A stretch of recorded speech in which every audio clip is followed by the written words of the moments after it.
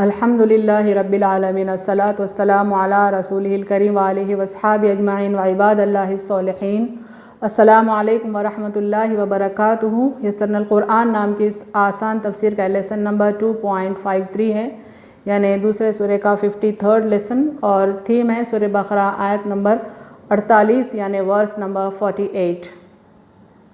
Topics کورڈ اس طرح سے ہیں: سب سے پہلے word by word and phrase by phrase translation, اس کے بعد کامنٹری یعنی تفسیر، آخر میں کچھ امپورٹنٹ پوائنٹس، ایکنالجمنٹ اور ریفرنسز۔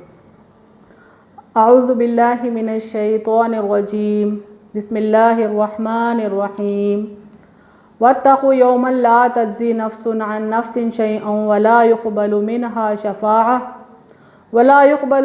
شفاعۃ ولا یؤخذ منها عدل ولا هم ينصرون۔ لفظی ترجمہ نیچے دیکھیں۔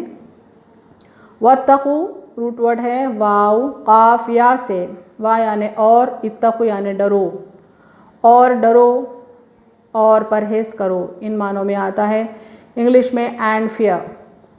یومن روٹ ورڈ ہے یا واو میم سے، معنی اس دن، اس روز، انگلش میں اے ڈے۔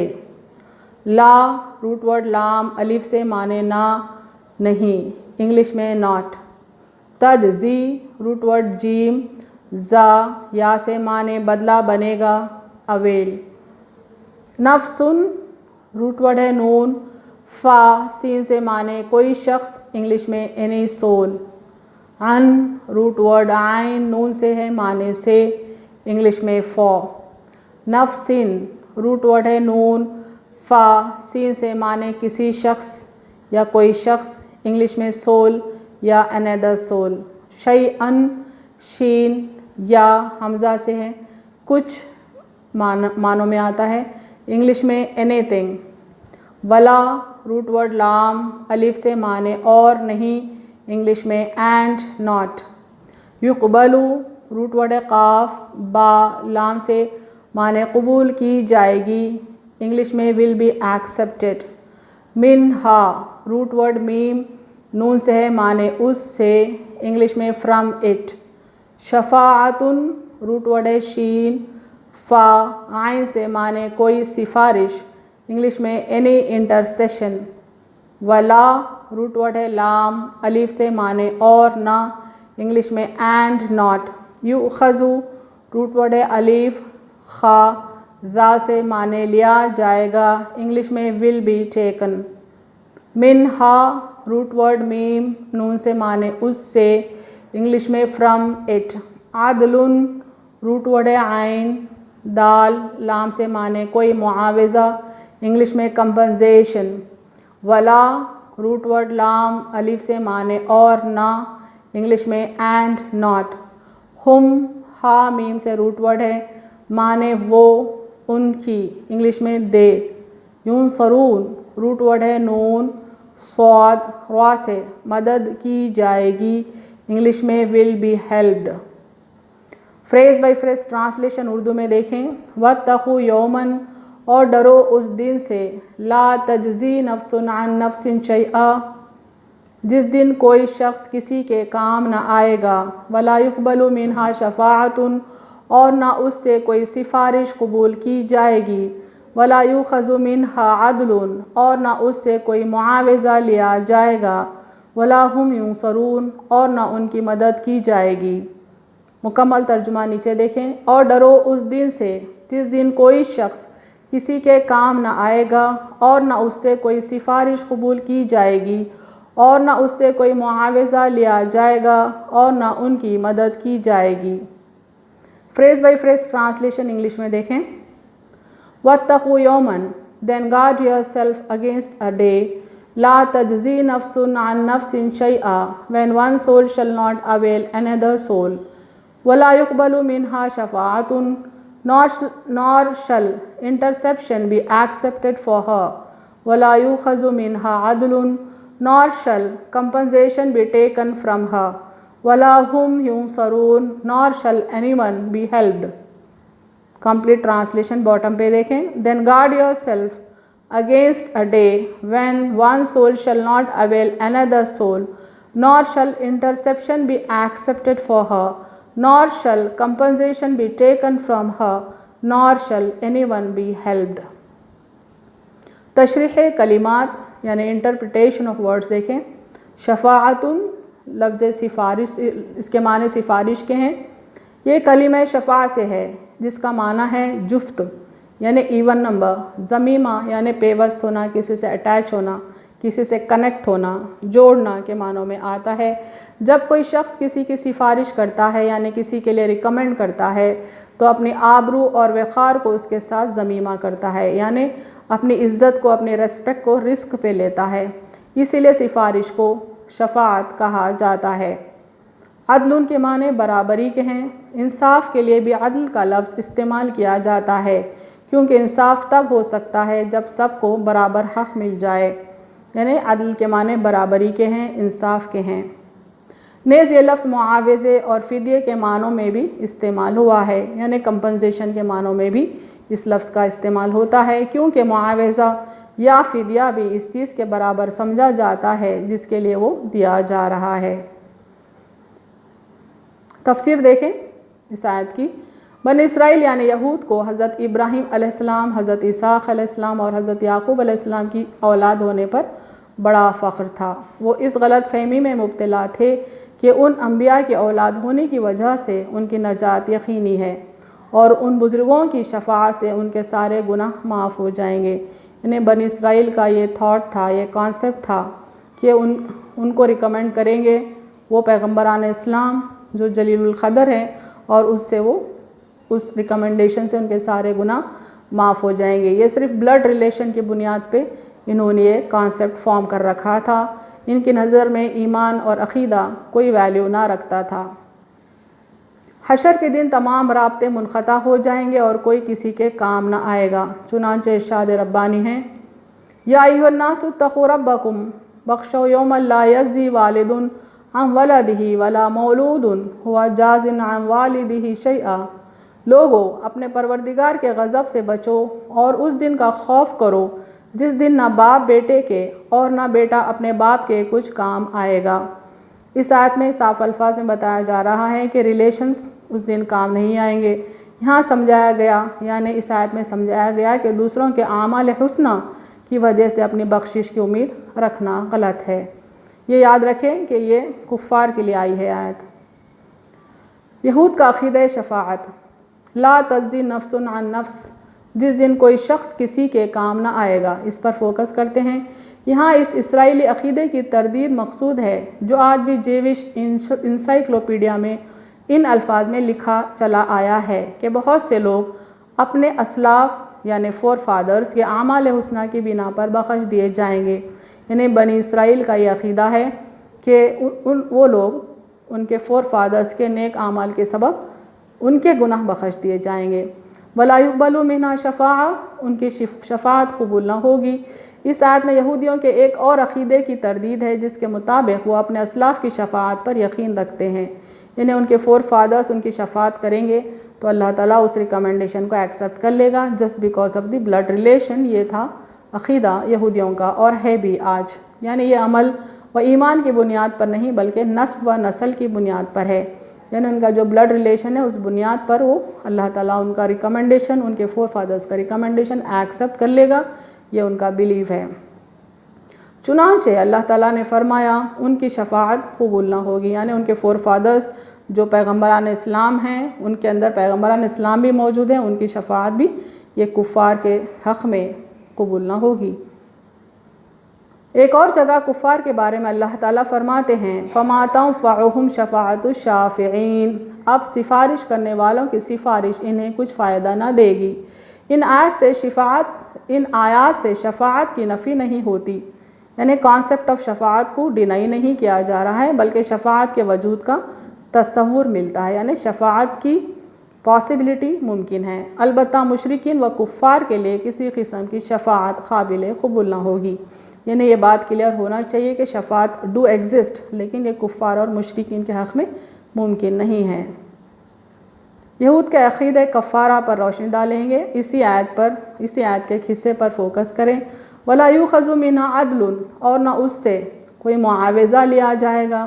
یہاں یہودیوں کے عقیدہ کفارہ کو رد کیا گیا ہے۔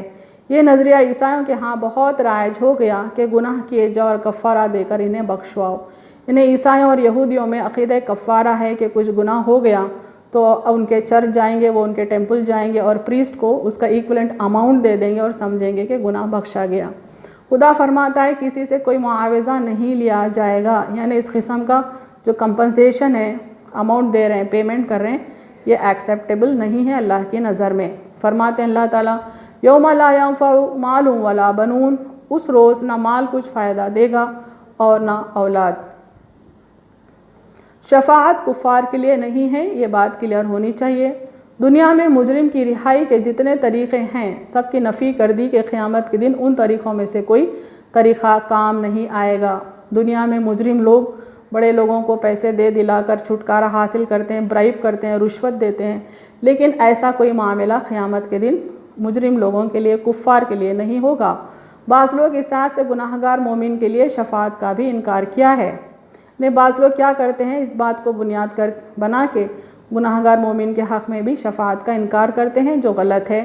تمام مفسرین کا اجماع ہے، یعنی سارے مفسرین اس بات پر یونائٹڈ ہے کہ نفس سے مراد کافر ہے، نہ کہ ہر نفس، یعنی اللہ تعالیٰ اس نفس کے حق میں کوئی شفاعت قبول نہیں کرے گا سے مراد کافر کی نفس ہے، مومن کی نہیں۔ اس بات پہ سارے مفسرین یونائٹڈ ہیں۔ یہ آیت کفار کے لیے مخصوص ہے، یعنی جو پرٹیکولر آیت پر یہ ویڈیو بنایا گیا ہے یہ کفار کے لیے ہے، کیونکہ کفار گناہگار مومن کے لیے شفاعت پر کئی آیات اور احادیث دلالت کرتی ہیں، یعنی گناہگار مومن کے حق میں شفاعت ممکن ہے۔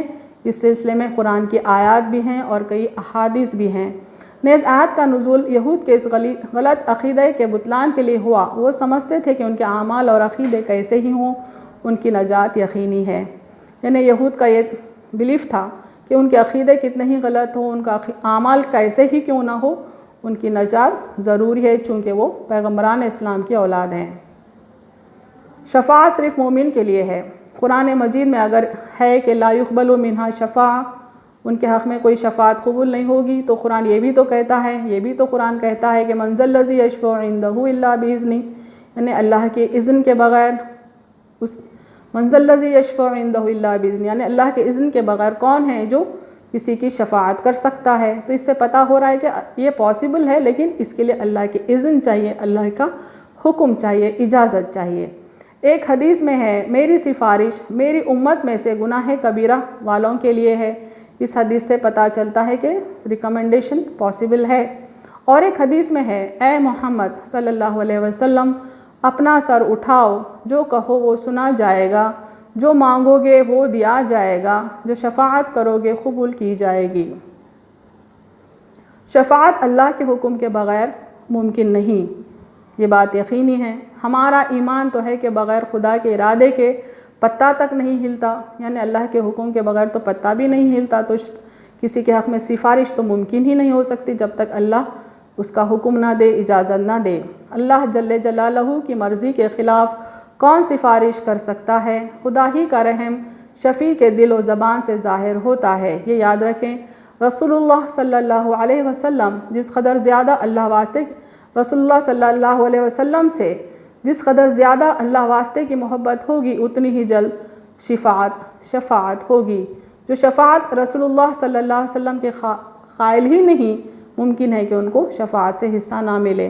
انہیں ہمیں ایسے بھی لوگ ہیں جو یہ عقیدہ رکھتے ہیں کہ رسول اللہ صلی اللہ علیہ وسلم کسی کی شفاعت کر ہی نہیں سکتے، تو ممکن ہے کہ ان کو شفاعت کا کوئی حصہ ہی نہ ملے۔ ناظرین اکرام اپنے اعمال پر غور کریں۔ کیا مسلمانوں کا ایسا ہونا چاہیے؟ نہ نماز، نہ روزہ، نہ ذکر، نہ فکر، نہ خدا کی اطاعت، نہ رسول کی اتباع، دین کے کاموں پر خواہاں عقائد اسلام کا مضحکہ، یعنی قائد اسلام کا مذاق اڑا رہے ہیں۔ نہ مسلمانوں کے کام مسلمانوں کے نہیں۔ دیکھو مرنا حق ہے، قیامت ہونے والی ہے، اس دن کوئی کسی کے کام نہیں آ سکتا، سب کو نفسی نفسی کی پڑے گی۔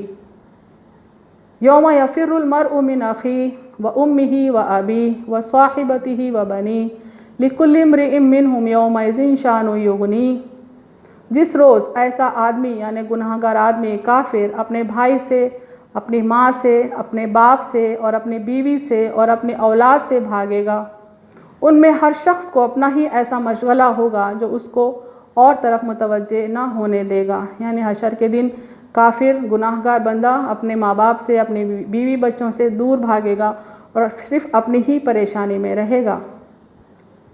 حشر میں کفار کا معاملہ، دنیا میں انبیاء کی اتباع نہ کی، یعنی کفار تو دنیا میں انبیاء کی اتباع نہیں کرتے ہیں، ان سے محبت نہ رکھی، تو تمہارا کون شفیع بنے گا؟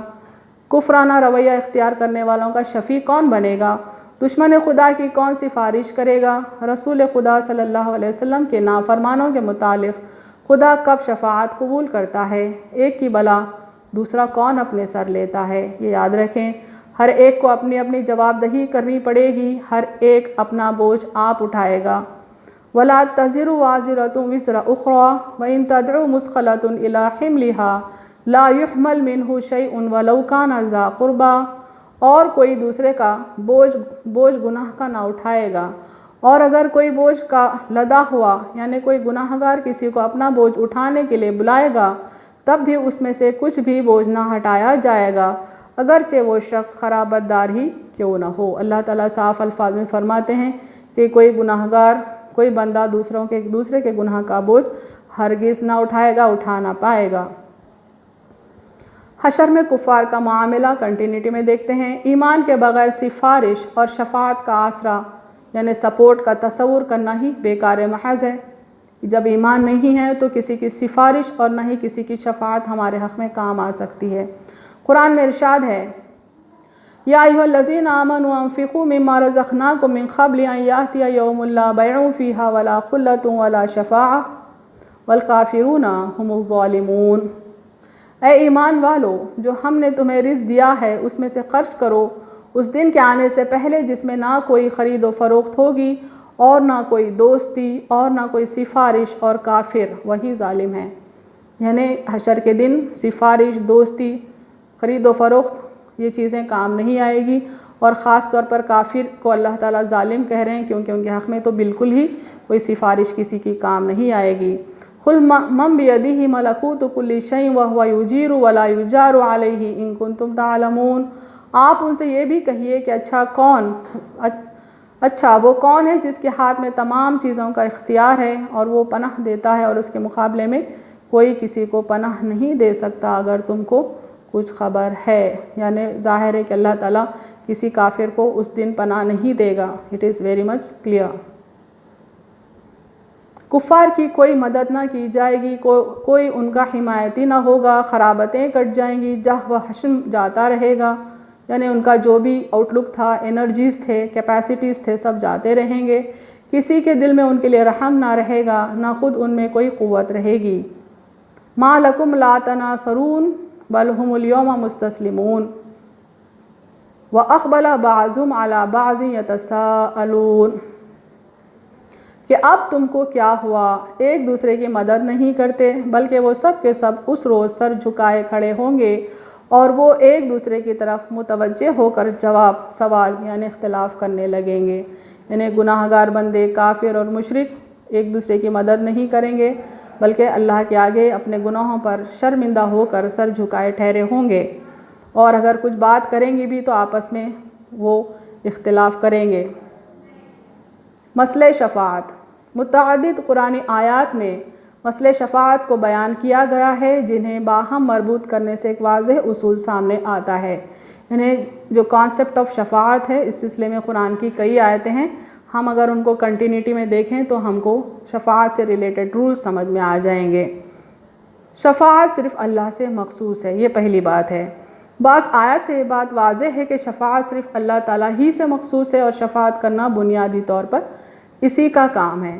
جیسا اللہ تعالیٰ فرماتے ہیں، قُلْ لِلَّهِ الشَّفَاعَةُ جَمِيعًا، کہہ دیجئے کہ ساری شفاعت اللہ کے اختیار میں ہے۔ اور ایک آیت میں فرماتے ہیں، مَا لَكُم مِّن دُونِهِ مِن وَلِيٍّ وَلَا شَفِيعٍ، اس کے سوا تمہارا نہ کوئی کارساز ہے اور نہ شفاعت کرنے والا۔ قابل شفاعت کون ہو سکتا ہے؟ شفاعت کے لیے قرآن نے ایک معیار مقرر کیا ہے جس کے بغیر کوئی بھی شفاعت سے مستفید نہیں ہو سکتا۔ دو شرائط ہیں اس سلسلے میں۔ پہلی شرط ہے شفاعت ان لوگوں کی ہوگی جو دین حق پر قائم ہوں، اور دوسری شرط ہے اور گناہ کبیرہ کے مرتکب ہوئے ہوں اور توبہ وغیرہ کے ذریعے بخشے نہ گئے ہوں۔ شفاعت کے قابل وہ لوگ ہیں جو اللہ کے پسندیدہ دین پر قائم ہوں، چنانچہ ارشاد الہی ہے لا یشفعون الا لمن ارتضی، اور وہ فقط ان لوگوں کی شفاعت کر سکتے ہیں جن سے اللہ راضی ہے۔ دوسری شرط ہے خوف خدا، ولا یشفعون الا لمن ارتضی وهم من خشیۃ مشفقون، اور وہ فقط ان لوگوں کی شفاعت کر سکتے ہیں جن سے اللہ راضی ہے اور وہ اللہ کی ہیبت سے فکر مند رہتے ہیں۔ یعنی شفاعت کن کے حق میں قبول ہوگی؟ جن سے اللہ راضی ہے، جو اللہ سے ڈرتے ہیں اور ڈر کے زندگی گزارے ہیں۔ دین خدا پر قائم لوگ اپنے کبیرہ گناہوں کے ساتھ میدان حشر میں حاضر ہوں گے۔ صغیرہ گناہ تو اللہ تعالیٰ دنیا میں ہی بخش دیتا ہے، چنانچہ فرمایا ان تجتنبوا کبائر ما تنہون عنہ نکفر عنکم سیئاتکم، اگر تم ان بڑے بڑے گناہوں سے اجتناب کرو جن سے تمہیں منع کیا گیا ہے تو ہم تمہارے چھوٹے چھوٹے گناہ معاف کر دیں گے۔ رسول اکرم صلی اللہ علیہ وسلم نے فرمایا میری شفاعت میری امت کے ان لوگوں کو حاصل ہوگی جو گناہان کبیرہ کے مرتکب ہوئے ہوں۔ دنیا میں شفیع کون ہے؟ رسول کریم صلی اللہ علیہ وسلم۔ اول تو آپ صلی اللہ علیہ وسلم یقینی طور پر شفاعت کے لیے وسیلہ ہیں۔ دنیا میں رسول کریم صلی اللہ علیہ وسلم کی شفاعت کے لیے استغفار کا لفظ استعمال ہوا ہے۔ وَلَوْ أَنَّهُمْ إِذْ ظَلَمُوا أَنفُسَهُمْ جَاءُوكَ فَاسْتَغْفَرُوا اللَّهَ وَاسْتَغْفَرَ لَهُمُ الرَّسُولُ لَوَجَدُوا اللَّهَ تَوَّابًا رَحِيمًا، اور جب یہ لوگ اپنے آپ پر ظلم کر بیٹھے تھے تو اگر آپ کی خدمت میں حاضر ہو کر اللہ سے معافی مانگتے اور رسول بھی ان کے لیے مغفرت کی دعا کرتے تو اللہ کو توبہ قبول کرنے والا، رحم کرنے والا پاتے۔ یعنی دنیا میں بھی کیا کوئی شفیع ہو سکتا ہے؟ اس سلسلے میں سورہ نساء کی آیت ہے۔ اللہ تعالیٰ وہ گناہگار مومن بندوں سے مخاطب ہیں جنہوں نے گناہ کیا کہ وہ اگر آپ صلی اللہ علیہ وسلم کے پاس آتے اور آپ صلی اللہ علیہ وسلم ان کے حق میں معافی مانگتے تو اللہ تعالیٰ کو ان کے لیے رحم کرنے والا پاتے۔ دنیا میں شفیع ملائکہ بھی ہو سکتے ہیں۔ ملائکہ بھی ایمان والوں کی مغفرت کے لیے بطور شفیع دعا کرتے ہیں۔ الذین یحملون العرش ومن حولہ یسبحون بحمد ربہم ویؤمنون بہ ویستغفرون للذین آمنوا، جو فرشتے عرش کو اٹھائے ہوئے ہیں اور جو فرشتے اس کے ارد گرد ہیں سب اپنے رب کی ثنا کے ساتھ تسبیح کر رہے ہیں اور اس پر ایمان لائے ہیں اور ایمان والوں کے لیے مغفرت طلب کرتے ہیں۔ والملائکۃ یسبحون بحمد ربہم ویستغفرون لمن فی الارض، اور فرشتے اپنے پروردگار کی ثنا کے ساتھ تسبیح کرتے ہیں اور اہل زمین کے لیے استغفار چاہتے ہیں۔ دنیا میں شفیع کون؟ تھرڈ ہے مومنین۔ مومنین کی دعا سے بھی دوسرے مومنین کے گناہوں کی مغفرت ہو جاتی ہے۔ ارشاد الہی ہے ربنا اغفر لنا ولاخواننا الذین سبقونا بالایمان، ہمارے پروردگار ہمیں بخش دے اور ہمارے ان بھائیوں کو بھی جو ہم سے پہلے ایمان لا چکے ہیں۔ یعنی مومن بندے دوسرے مومن بندوں کے حق میں دعا کرتے ہیں تو ان کی بھی مغفرت ہو جاتی ہے۔ آخرت میں شفاعت کون کرے گا؟ متعدد آیات و احادیث سے یہ بات ثابت ہوتی ہے کہ پیغمبران اسلام، شہداء، صالحین وغیرہ کو بھی شفاعت کا حق اذن خدا سے حاصل ہے۔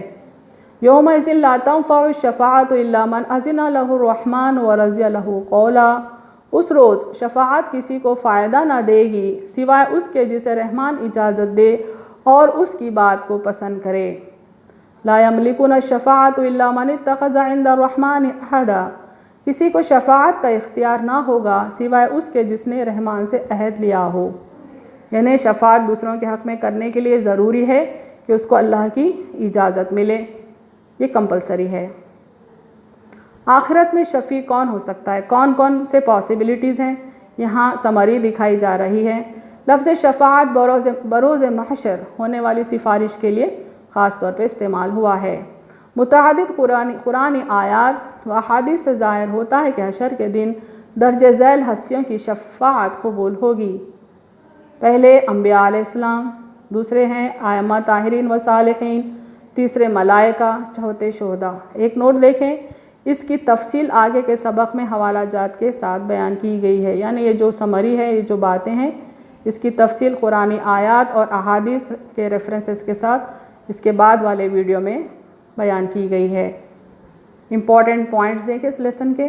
حصول شفاعت کے لیے مخصوص شرائط اور اہلیت کی موجودگی ضروری ہے، یعنی ہر ایک کے حق میں شفاعت ضروری نہیں ہے، ممکن نہیں ہے، بلکہ چند شرائط کے ساتھ شفاعت ممکن ہے۔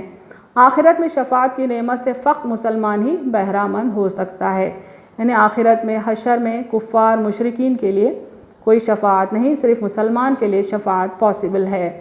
دنیا میں گناہوں کی بخشش کے ذرائع توبہ، نیکی، ایمان، نیز رسول خدا صلی اللہ علیہ وسلم، ملائکہ اور مومنین کی استغفار ہے، جبکہ آخرت میں بخشش کا ذریعہ فقط رسول اللہ صلی اللہ علیہ وسلم، ائمہ، ملائکہ اور شہداء کی شفاعت ہے۔